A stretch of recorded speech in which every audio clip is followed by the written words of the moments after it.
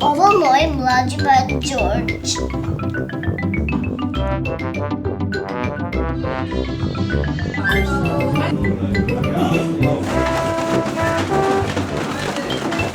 Kod mene.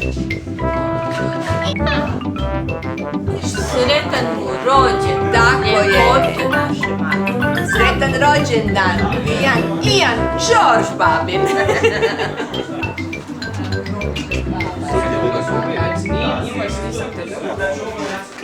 Pop, može. Sretan rođendan, mali unuk, iće deda u Split pa će ti doneti dres od Hajduka. Znaš, moram te učlaniti u Hajduk. Kako će s nekom hoće bez mlijeka? To će se sam. Nema mi zajeba.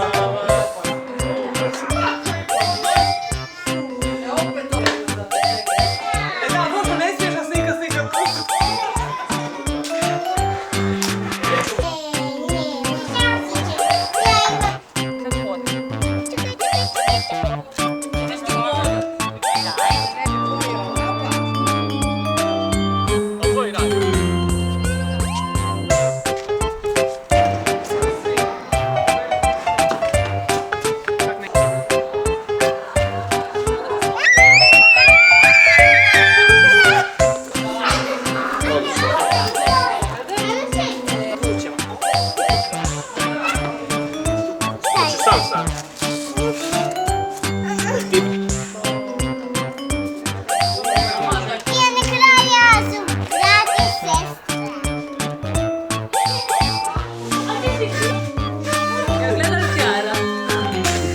Chiara!